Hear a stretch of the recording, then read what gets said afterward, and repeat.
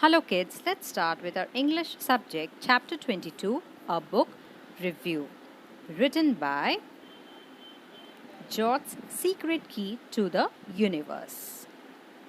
What does a book review means? A report or evaluation of a book. George's dad is an ardent environmentalist. Ardent means very enthusiastic. Over here, person who is convinced about protecting the environment means environmentalist. In fact, both his parents are convinced that modern inventions of science and technology have caused a lot of damage on the earth. Convinced means completely certain about something. They are committed to the cause of saving the planet. Committed means dedicated. They use a bicycle instead of a car. There is a ban on TV and computers in their house. They don't buy things like bread and biscuits. They eat only vegetarian and home cooked food. They even use candles to light the house to avoid using electricity.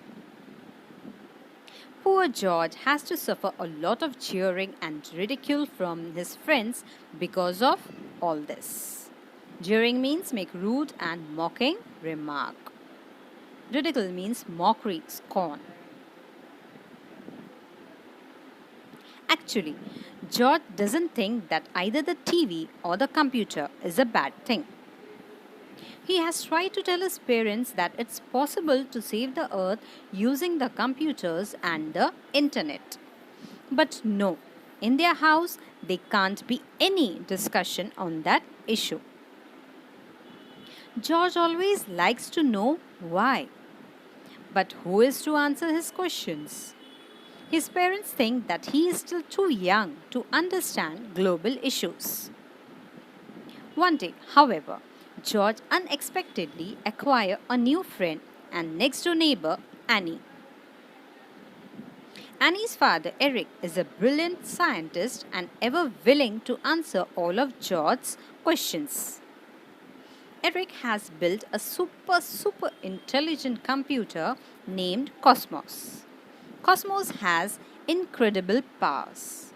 Extraordinary, impossible to believe means incredible.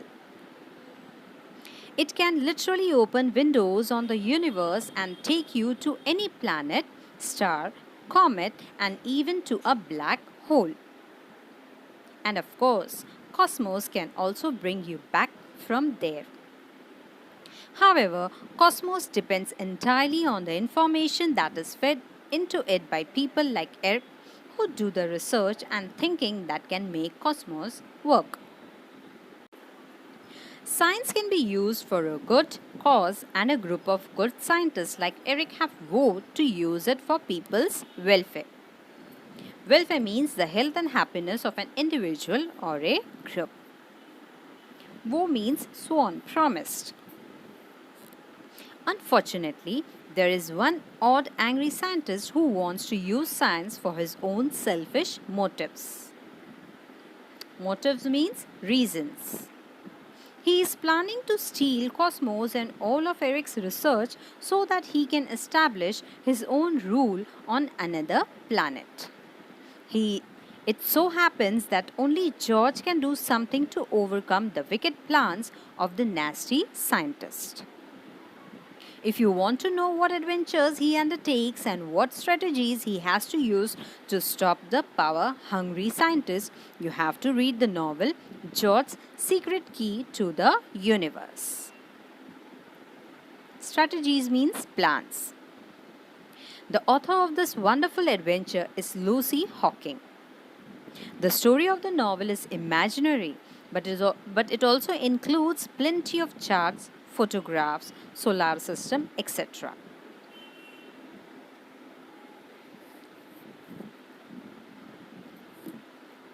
This information has been presented in a very simple, easy to understand manner by none other than Stephen Hawking, who is said to be one of the greatest scientists of our times.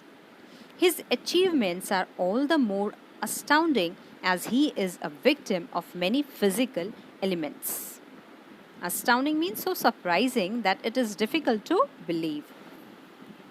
Victim means a person who is ill as a result of disease. Ailment means illness. He has to use a wheelchair to move about and uses a computerized voice system in order to speak. The story of Stephen Hawking's triumph over his physical disability is itself an inspiring adventure. Triumph means victory. The book includes very attractive and expressive sketches drawn by Gary Parsons. It is true that the excessive use of science and technology can give rise to certain problems. But turning away from technology is not the solution. That is why the Hawkings have given an important message in the book. More research, more studies, and a commitment to use them not for selfish gains but for the welfare of the entire living world.